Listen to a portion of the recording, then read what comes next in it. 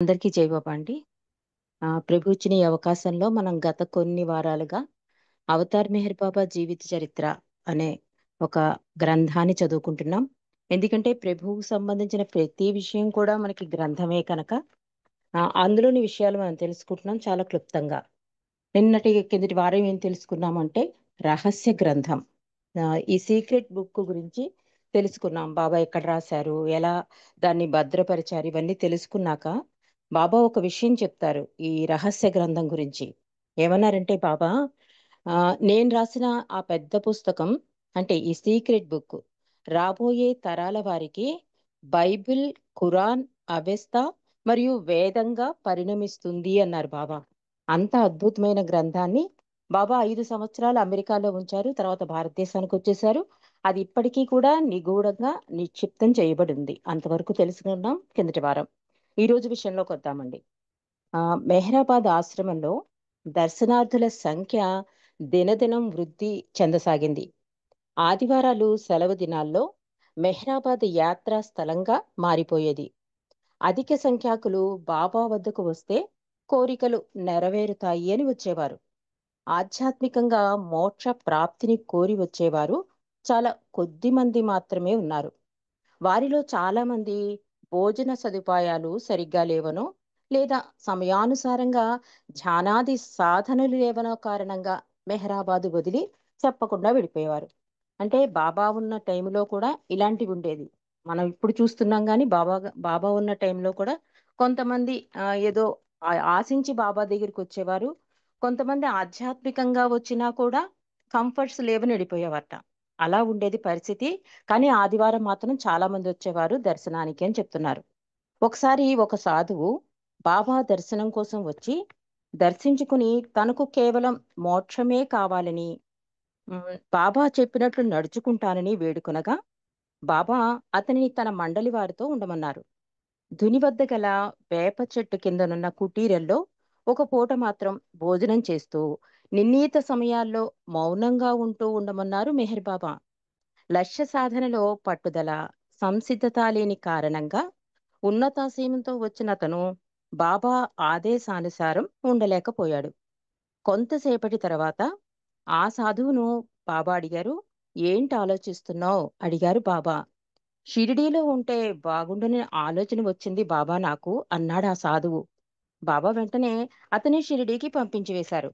అలాగే మరొక సాధువు వచ్చి దర్శనం చేసుకుని తనకు దైవ సాక్షాత్కారం కావాలని, దానికి ఏదైనా మెహర్ బాబా చెప్పినట్లు చేయడానికి సంసిద్ధంగా ఉన్నానని చెప్పాడు సాధువు. మండలి వారితో కలిసి ఉండటానికి బాబా అతనికి అనుమతించారు. ఒక 10 రోజులు ఉన్న తర్వాత ఇక ఉండలేనని చెప్పి వెళ్ళిపోయాడు ఆ సాధువు. అంటే బాబా దగ్గరికి అప్పుడు వచ్చే సాధువుల గురించి ఇక్కడ రాస్తున్నారు. అంటే ఒక్కొక్కళ్ళు ఒక్కొక్క ఉద్దేశంతో వచ్చేవారు. దాంతో అది వ్యతిరేకంగా ఉండడంతో బాబాని వదిలేసి వెళ్ళేవారు. కారణం తెలుసుకోగా ఆయనకు మెహ్రాబాదులో పెట్టే భోజనం సరిపోక వెళ్ళిపోయాడని తేలింది. దేవుని కోసం వచ్చి రొట్టె కోసం వెళ్ళిపోయాడని అందరూ పరిహసించారు. మెహ్రాబాదులో బాబా దర్శనానికి వచ్చే అన్వేషకులు, సాధకులలో నిజాయితీతో బాబాకు సేవ చేయడానికి నిష్కాముకమైన ప్రేమతో వచ్చిన వారు కూడా కలరు. అందులో చార్లెస్ నెల్హమ్స్ అనే అతని గురించి ఇక్కడ తెలియజేశారండి. అది మనం తెలుసుకుందాం. అంటే బాబా ప్రేమే కావాలని వచ్చిన అతని గురించి చెప్తున్నారు. ఈ నెల్హమ్స్ అనే అతడు ఆ బాబా మండలిలో వచ్చిన తొలి ఐరోపా దేశస్థుడు. పూనాలో సైకిల్ షాపులో బాబా చిత్రపటాన్ని చూసి ఆకర్షితుడై బాబా చెంత చేరాడు. అది 1925 జూన్ 20 నుంచి 1925 జూలై 27 వరకు బాబాకు రాత్రి కాపలాదారుగా సేవ చేశాడు. దిగువ మెహరాబాద్ నుండి ఎగువ మెహరాబాద్కి కావడిలో నీళ్లు మోసేవాడతను. తనను మండలివారు వారితో సమానంగా చూడటం లేదని బాబాతో చెప్పాడతను. కారణమేటని బాబా విచారించగా మండలి వారు తినే భోజనం ఆయనకు పెట్టకుండా ఆన్- ఆయనకు అంటే ఈ నెలహంస్కి ప్రత్యేకంగా చేసి పెడుతున్నారని, అంటే అతడు పాశ్చాత్యుడని ప్రత్యేకంగా చూస్తున్నారని తెలిసింది. మనమేమనుకుంటాం, బాబాకి కంప్లైంట్ ఇచ్చాడు అంటే ఏ ఫుడ్ విషయంలోనో, దేని విషయంలోనో కంప్లెయింట్ అనడం. అలా కాదు. ఇతను పాశ్చాత్య దేశస్థుడు కదా అని చెప్పి అతను ఏం భోజనం చేస్తాడో అది తయారు చేసి పెట్టేవారట మండలివారు. మండలివారు సాదా భోజనం బాబా చెప్పినట్లుగా. అది కంప్లెయింట్ చేశాడతను. బాబా వెంటనే మండలిని అడిగారట. "ఏంటి ఏం జరుగుతోంది?" అంటే, "ఇతనికి ప్రత్యేకంగా వండి పెడుతున్నామంటే" బాబా వెంటనే అతని ఇష్టానికి తగ్గట్టుగానే ఆ మండలి ఏం తింటే అదే భోజనం పెట్టమని బాబా ఆర్డర్ వేశారు. బాబా ఆదేశం మేరకు అతనికి ఆ రోజు నుండి మండలి వారు భుజించే ఆహారాన్ని మాత్రమే పెట్టడం ప్రారంభించారు. అతని బూట్లు అరిగిపోయి, గాజు పెంకు గుచ్చుకుని, పాదంలో గాయం ఏర్పడి అస్వస్థుడైనాడు. అయినా ఆ విషయం ఎవ్వరికీ చెప్పకుండా తన పని చేసుకుంటూ పోయాడు నెలహంస్. బాబా స్వయంగా డాక్టర్ నీలుతో పరీక్ష చేయించి అహ్మద్‌నగర్‌లో ఆస్పత్రిలో చేర్పించారు. ఒకరోజు మెహర్ బాబా స్వయంగా ఆస్పత్రికి వెళ్లి చార్లెస్ నెల్హమ్స్ పక్కనే కూర్చుని అతనిని అనునయించి మరుసటి రోజు అతని బాధ నివారింపబడుతుందని చెప్పారు బాబా. బాబా తనపై చూపించిన ప్రేమకు పరవశుడై తృప్తితో మరునాడతడు మరణించాడు. అతడు బాబా తన సమక్షంలో అతని భౌతిక కాయాన్ని ఖననం కూడా చేయించారు. బాబా తన అనంత శక్తిని, దివ్యత్వాన్ని అరుదుగా ఉపయోగించేవారు. అంటే ఎంత అదృష్ట భాగ్యశాలి. ఒక సాధువు దేనికోసం వచ్చాడు? బాబా కోసం వచ్చానన్నాడు. షిరిడీ వెళ్ళిపోతానన్నాడు. ఇంకోతను భోజనం సరిగ్గా లేదని అంటే మోక్షం కోసం వచ్చానని చెప్పి భోజనం సరిగ్గా లేదని వెళ్ళిపోయాడు. కానీ ఇలాంటి వాళ్ళే కాదు అద్భుతమైన ప్రేమికులు కూడా వచ్చారు. అతడు వేరే దేశస్థుడైనా కూడా బాబాకి ఎంతో విధేయత చూపించాడు. అన్నిటికీ తల ఒగ్గి అంటే చూడండి నీళ్లు కూడా మోసాడతను. ఆహ్, కాల్లో గాజు ముక్క గుచ్చుకున్నా కూడా డాక్టర్‌కి చూపించుకోలే.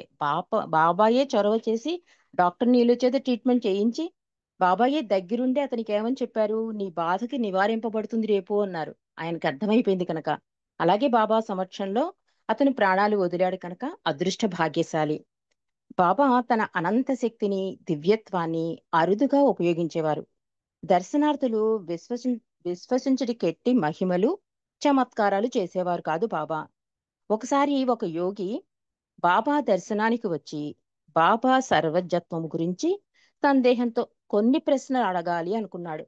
బాబా అతనికి ఒక పలక ఇచ్చి దానిపై ప్రశ్నలు రాయమన్నారు. ఇంకొక పలక తీసుకుని బాబా దానిపై ఆ యోగి ప్రశ్నలు వ్రాయకముందే వాని జవాబులను రాసి ఆ యోగి చేతికిచ్చారు. తన అజ్ఞానానికి సిగ్గుపడి బాబాకు ప్రణమిల్లి ఆ యోగి బాబా సర్వజ్ఞత్వాన్ని గ్రహించి వెళ్ళిపోయాడు. మెహర్ బాబా మెహరాబాదులో ఏ ధ్యాన సాధనలు, నియమాలు తన శిష్యులకు నిర్ణయించలేదు.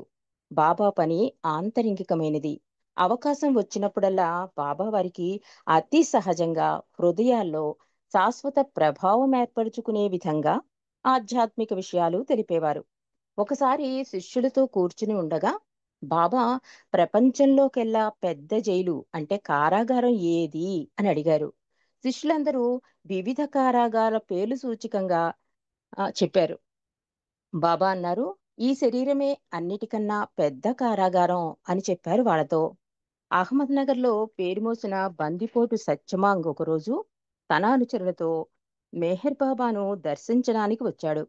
తన వృత్తిలో ఆటంకాలు లేని అభివృద్ధి సాధించడానికి బాబా ఆశీస్సులు పొందాలని వచ్చాడు ఆ దొంగ. ఆ సమయంలో బాబా 50 మంది అంటే 50 మంది మండలి వారితో సమావేశమై మెహ్రాబాదులో ఉన్నారు.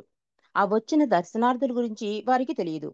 బాబాకు ప్రణామం చేసి సత్యమాంగు తన అనుచరులతో నేలపై బాబా ఎదుట కూర్చున్నాడు.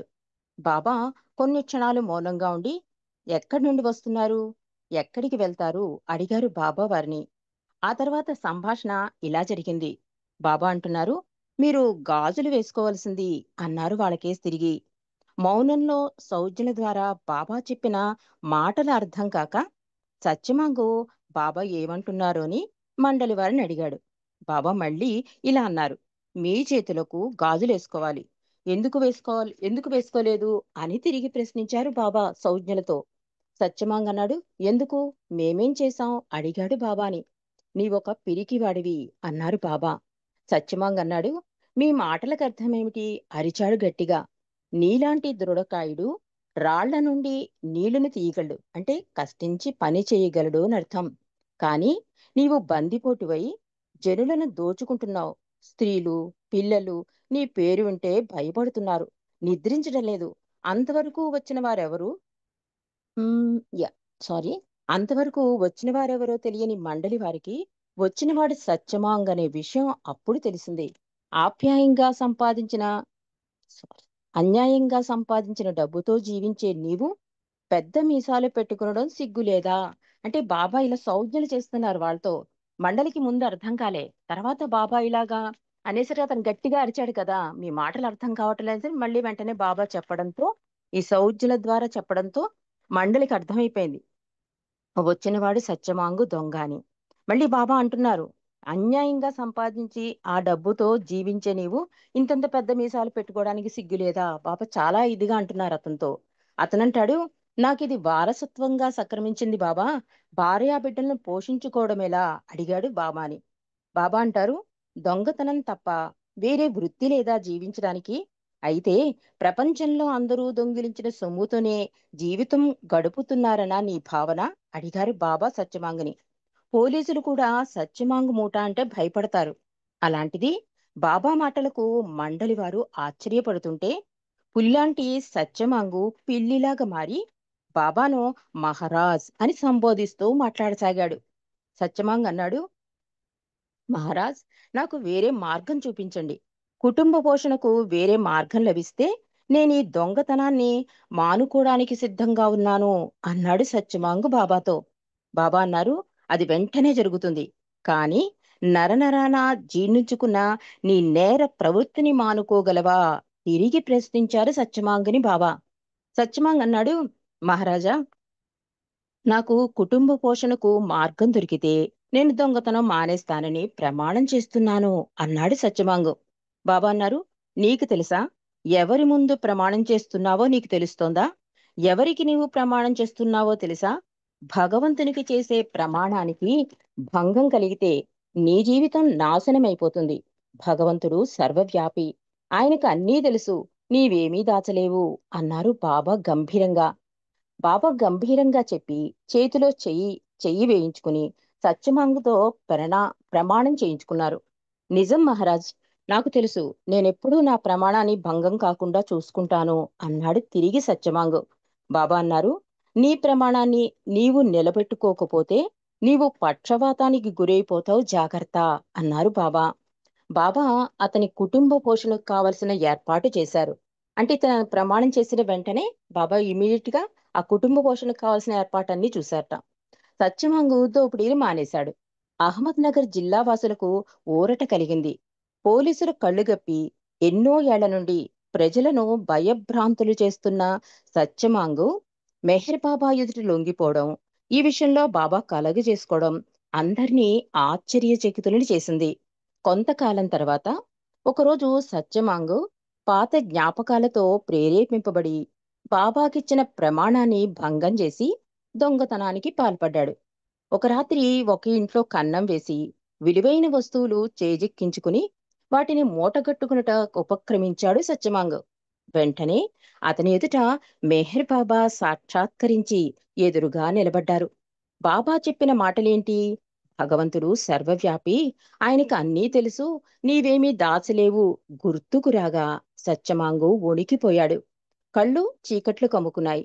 ఏమీ కనిపించలేదు. నిస్తత్తువతో కళ్ళు మూసుకున్నాడు సత్యమాంగు.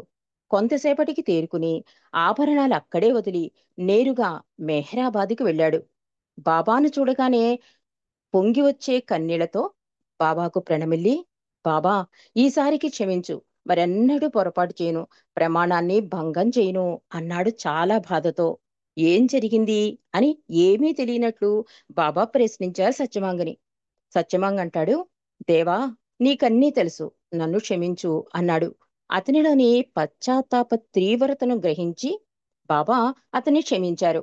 ప్రతి గురువారం మెహరాబాద్ వెళ్ళేవాడు. మరెన్నడూ దొంగతనానికి పాల్పడలేదు. వాల్మీకి వలె బాబా కృపకు పాత్రుడై బాబాకు సేవ చేసే అవకాశం కూడా పొంది తరించాడు సత్యమాంగు. అంటే ఆ రోజులలో బాబా దర్శనానికి సాధువులు వచ్చారు, దొంగలు వచ్చారు, అద్భుతమైన ప్రేమికుడు వచ్చాడు. ఈ విషయాలన్నీ కూడా ఈ పుస్తకంలో పొందుపరిచారు. అంటే కొత్తగా బాబా జీవిత చరిత్ర చదివే వాళ్ళకి బాబా దర్శనంలో ఎలాంటి మార్పు జరుగుతుంది, ఎలాంటి వ్యక్తులు వచ్చారు అన్నది తెలియజేయడం కోసం ఈ ఈ అధ్యాయంలో వీళ్ళ గురించి రాశారు రామకృష్ణయ్య గారు. 1926 ఫిబ్రవరి మాసంలో బాబా అన్నయ్యన జంషెడ్ మరణించగా బాబాకు టెలిగ్రామ్ ఇచ్చారు. మండలి వారందరూ దుఃఖంతో విచారిస్తున్నట్లు కనబడగా బాబా అన్నారు, ఎందుకు విచారిస్తున్నారు అడిగారు బాబా. మీ అన్న మరణించారు కదా బాబా, అందువలన విచారిస్తున్నాము అని వారు మండలి వారు బాబాకి బదిలిచ్చారు. అతడు నాలో విశ్రాంతి పొందుతున్నాడు. అతడు నిజంగా మరణించలేదు. నిజంగా మరణించిన వారికి మళ్ళీ జననం ఉండదు. మరణించిన వారి బంధువులు మరణించిన వారు తమ అవసరాలకు లేకుండా పోయాడని వారి స్వార్థం కోసమే దుఃఖిస్తారు గాని మరణించిన వారి కోసం కాదు అన్నారు బాబా. కొందరు శిష్యులను పూనాకు పరామర్శ నిమిత్తం పంపించి సాయంకాలం అందరికీ టీ పార్టీ ఇచ్చి పనులు మామూలుగా చేశారు బాబా. ఒకరోజు ఒక శిష్యుడు పాత ఇళ్లు బాగు చేసే పనిలో ఉండగా అతనికి తేలు కుట్టింది. బాధతో బాబా బాబా అని పిలిచాడు.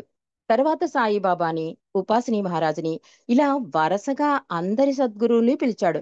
బాధ తగ్గలేదు. మొన్నాడు బాబా వద్దకు వెళ్ళినప్పుడు తనకు తేలుకాటు వలన కలిగిన బాధ గురించి చెప్పి ఎవ్వరూ తన పిలుపు విని బాధ నివారించలేదని చెప్పాడు బాబాతో. అప్పుడు బాబా ఈ విధంగా చెప్పారు, నీవు పిలిచిన సమయంలో నేను, సాయిబాబా, మిగతా సద్గురువులు కలిసి విశ్వ కార్యక్రమం గురించి చర్చించుకుంటున్నాం. నువ్వు బాబా అని పిలవగానే సహాయం చేయడానికి నేను లేచాను. ఈలోగా నీవు సాయిబాబా అని పిలిచావు. వెంటనే సాయిబాబా లేచాడు. నేను కూర్చున్నాను. ఈలోగా నువ్వు ఉపాసిని బాబా అని పిలిచావు. అతను లేచాడు. సాయిబాబా కూర్చున్నాడు. అలా వెనువెంటనే అందర్నీ పిలిచినందువలన ఎవ్వరమూ నీకు సహాయం చెయ్యలేకపోయాం అన్నారు బాబా. భగవంతుడొక్కడే. ఏ పేరుతో పిలిచినా ఉన్న ఒక్కడికే అది చేరుతుంది. ఒకే దేవుని భిన్న రూపాలను వేర్వేరుగా తలచి అన్ని నామ రూపాల ద్వారా భగవంతుని స్మరిస్తే అధిక ఫలం లభిస్తుంది అనే అజ్ఞానాన్ని తొలగించుకోవడానికి ఏ రూపం ద్వారా అచంచలమైన విశ్వాసం దేవునిపై కలుగుతుందో, ఏ నామాన్ని స్మరించడం ద్వారా ఎదలో ప్రశాంతత, తన్మయత్వం కలుగుతాయో ఆ ఒక్క రూపం ద్వారా, దేవుని స్మరించడం ద్వారానే ఆధ్యాత్మికంగా అధిక ఫలం సిద్ధిస్తుందని చెప్పడానికి బాబా చమత్కారంగా ఈ విధంగా చెప్పి ఆ శిష్యునికి అనన్యమైన విశ్వాసాన్ని కలిగించేటట్లు చేశారు మెహర్ బాబా. అంటే ఇది అందరికీ కూడా తెలియవలసిన విషయం అండి. అంటే భగవంతుడు ఒక్కడే ఆ దేశకాలమాన పరిస్థితులను బట్టి అవతారాలు దాల్చి వస్తాడు. ఇది మనకి మెహర్ అవతారం ద్వారా అవగతమైంది. కానీ చాలా మందికి అవగతం కానప్పుడు ఈ మెహర్ బాబా అవతార విశిష్టత చెప్పాలి అంటే మనం ఈ ఎగ్జాంపుల్ చెప్పొచ్చు. అంటే ఒక బావి తవ్వాలనుకోండి, ఒక లోతుగా తవ్వితే అందులో నీళ్లు పడతాయి. అలా తవ్వుకుంటూ ప్రతి గుంట తవ్వుకుంటూ వెళితే ఫలితం ఉండదు. అలాగే బాబా ఏం చెప్తున్నారంటే, నన్ను పిలిచావు కరెక్ట్ గా, నేను లేచేటమికి సాయిబాబా, ఉపాసని మహారాజ్ అలా మార్చుకుంటూ వెళ్ళావు. దాంతో తెల్లారిపోయింది. మాలో మాకే కన్ఫ్యూజ్ వచ్చి ఎవరం వెళ్ళి రక్షించాలో తెలియక మేము అలా ఉండిపోవాల్సి వచ్చింది. దీనికి నువ్వే కారణం అని కూడా చెప్తారు. చాలా అద్భుతంగా ప్రభు చరిత్రలో రాస్తారు ఇది. అలాగా బాబా కూడా ఏమంటున్నారంటే భగవంతుడే ఒకే ఆ రూపాల్లో దిగి వస్తాడు. ఏదో ఒక రూపాన్ని విశ్వాసంతో పట్టుకుంటే ఫలితం లభిస్తుందని చాలా అద్భుతంగా బాబా ఈ ఈ సంఘటన ద్వారా మనందరికీ తెలియజేశారు. ఇక 1929 సంవత్సరం ఒకరోజు తన శిష్యుల్లో ఒకడైన రావు సాహిబుని పిలుచుకుని రావలసిందిగా బాబా విష్ణు మాస్టర్ని పంపించారు. అది మధ్యాహ్న సమయం. ఎండ తీవ్రంగా ఉంది. విష్ణు మాస్టరు చెప్పులు లేకుండా వెళ్ళడం చూసి బాబా తన చెప్పులు వేసుకొని వెళ్ళమని చెప్పారు. విష్ణు మాస్టరు బాబా చెప్పులను తన కళ్ళకద్దుకుని మళ్ళీ బాబా కాళ్ళ వద్ద పెట్టి చెప్పులు లేకుండానే వెళ్ళబోయాడు విష్ణు మాస్టర్. పవిత్రమైన బాబా పాదరక్షలను తను ధరించడం తప్పుగా భావించిన విష్ణు మాస్టర్ ఆ విధంగా చేశాడు. అది చూచి బాబా గంభీరంగా అతనిని మందలించారు. తన పాదరక్షలు పవిత్రమైనవే, అయితే తన మాటతో పోలిస్తే వాటికేమీ విలువ లేదని, ఆ విధంగా ఛాందస భావాలకు అధికమైన ప్రాముఖ్యతనిచ్చి శిష్యులు బాబా చెప్పినట్లు చెయ్యలేకపోతే లాభానికి బదులు నష్టమే వారికి కలుగుతుందని, బాబాతో ఉండి కూడా ఏ ప్రయోజనం పొందలేకపోతారని చెప్పారు బాబా. విష్ణు చేసిన పని వల్ల నాకు గౌరవం కలగకపోగా బాధ కలుగుతుంది అన్నారు మెహర్ బాబా. అంటే విధేయతకి బాబా వాడిన వస్తువుల కన్నా బాబా మాటకే ఎక్కువ విధేయత చూపించమని ఈ సంఘటన ద్వారా మనకి విధేయత అంటే ఏమిటి, అంటే ఒక గురువుకి శిష్యుడు ఏ రకంగా విధేయత చూపించాలి అన్నది ఈ సంఘటన ద్వారా బాబా తెలియజేశారండి. మరి మరిన్ని విశేషాలు మళ్ళీ వారం మళ్ళీ తెలుసుకుందాం. అవతార్ మెహర్ బాబా కీ జై. జై బాబా. ఆనంద్ కుమార్ గారు. జై మెహర్ బాబా అమ్మ. బాబా వారి కృపతో మన సోదరులు రామకృష్ణయ్య గారు సంకలనం చేసినటువంటి అవతార్ మెహర్ బాబా జీవిత చరిత్రలో చాలా చక్కని సంఘటనలను ఈరోజు మనం తెలుసుకున్నాము. అందులో అంటే కాషాయాంబ్రాలు ధరించినంత మాత్రాన ఆధ్యాత్మిక పథంలో భగవంతుని కోసం